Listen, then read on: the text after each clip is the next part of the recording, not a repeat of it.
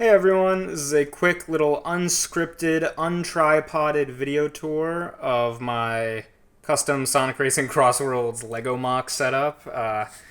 Goodness golly, a little embarrassed making one of these as a grown adult, but I don't know. Enough people gifted me Lego sets as like a nostalgic birthday gift that I thought, gosh, golly, I gotta get back into this. So yeah, you got light up trains from Funhole, goofy brand name, but anyway, they make good stuff. You probably can't see it, but way in the back there, behind the gears, there's an Eggman Empire logo, which implies that this train is owned by the one and only Eggman, who's up there. And that the zone in general will just be Mirage Saloon then from Sonic Mania because, I mean, Wild West themed, it makes sense. Although there's literally, this might actually be the track from Sonic Freeriders, the Wild West one there, because there are trains of this old timey fashion in that. So let's imagine it's that the desert place from the Wild West place from Sonic Freeriders. Anywho, so starting out we have Sonic with a chili dog, obviously. We've got Shadow, who's looking to get a 9mm advantage over the opposition on his motorcycle. I've given Blaze a little extreme gear modeled after the official one that came with the Tails and Amy Animal Rescue Lego set. I know they don't call it an extreme gear, but in that set, Tails comes with a yellow hoverboard that is very clearly modeled after his Sonic Freeriders hoverboard. So I imagine that's Lego's approximation of an extreme gear. So using the pieces I had, I tried to model it as close to possible with a slightly curvier, better undercarriage. Gave Rouge her own extreme gear, and again, I don't have a ton of pieces, so I prioritized shape over coloring in the front there, but you can imagine this is like sort of a borrowed and stolen gambler gear with like a little golden tip on the end and maybe a bit of rusting for the gray, or vice versa. However you want to spin it, I did get most of her color scheme right, and the asymmetry I thought was tasteful enough that it works with regards to the coloring, but, again, doing the best I can. Hers has a different back. Like, this one has this kind of back, this one has this kind of back, and this one has this, but they all have the Extreme Gear jet streams. Hers is blue, hers is red and arcing as though she's just come down from a jump.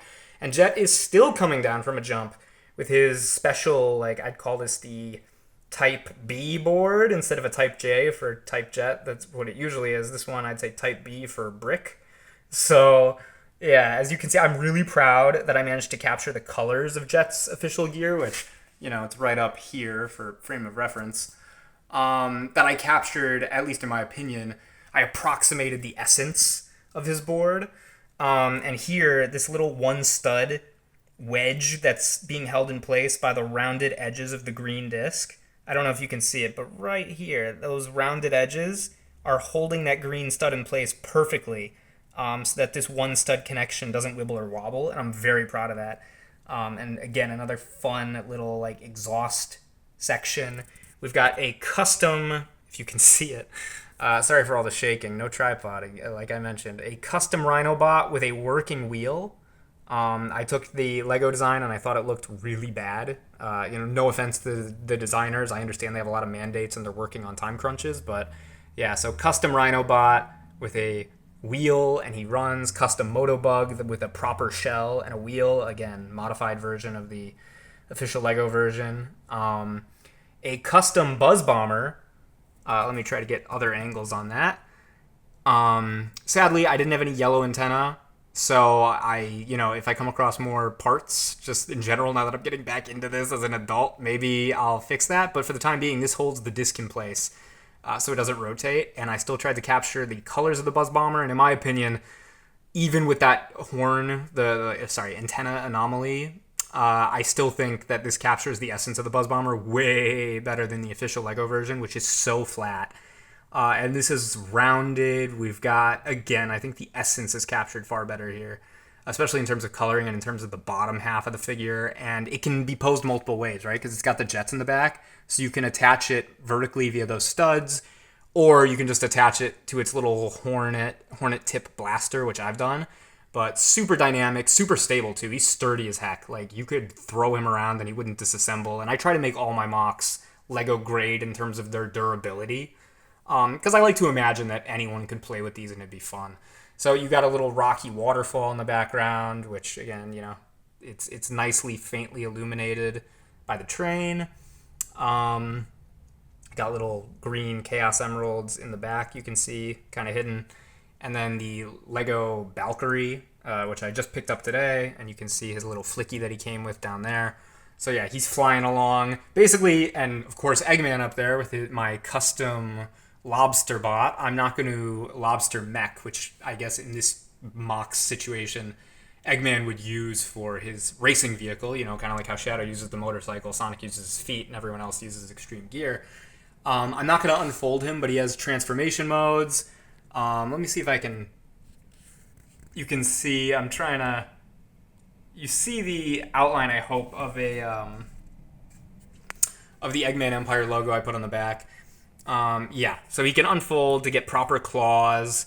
Eggman's in there, wedged safely behind the windscreen. Yeah, and he hovers, and this guy, he's on 2 little transparent window panes that I got from the Valkyrie set just like 5 minutes ago. So he's perfectly stable, but he's also in a perfect position for the launcher, which you can see in the background, the little Sonic Speedball launcher behind the penguin, to knock him off the top, because I've got the slope piece. So yeah, it's kind of it's a playset and a diorama / display model all in one, and I'm really happy with it. So yeah, and he's got the 2 launchers on the sides, as you can see, and again, he's like stable to the degree of what would be considered proper Lego, or official Lego. I really do try to hit that standard.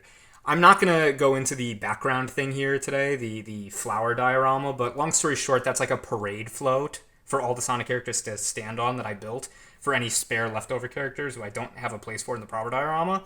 And it's kind of an amalgamation of sets, and this can detach from it, but it's perfectly stable, and you can lift it up with one hand. You see in the front there, that little gap section with the 2 yellows, you can pick this thing up with one hand, and the whole thing stays together. And then you can detach it and disassemble it, kind of like the Lego Transformers sets they've been making.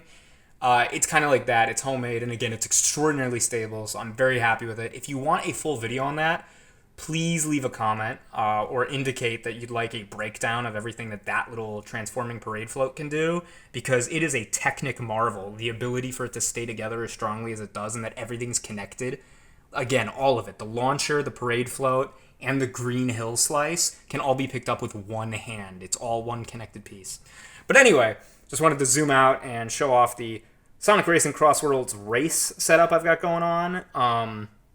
I'm likely to modify it further because I did get the Metal Sonic and Tails Cyclone in the mail earlier, so you got a little spot for where Metal Sonic would be blasting off, and then Tails Mech in its biplane mode would probably be right here to kind of complete the idea that it's all these different racers and all these different types of vehicles facing off. But I wanted to get this out before then because I might not build that for a while. I try to pace myself with these things, you know, so I'm not just like buying a ton of them and burning out all the fun. So I might build that in like a month or 2 after the game comes out. But yeah, for now, this is the setup, and yeah, excited to hear your thoughts. If you have any I don't know, opinions on the extreme gear, or, you know, have any of your own that you want to like say in the comments, hey, check out my channel, I've got cool Sonic MOCs, shoot. Anywho, thanks for watching.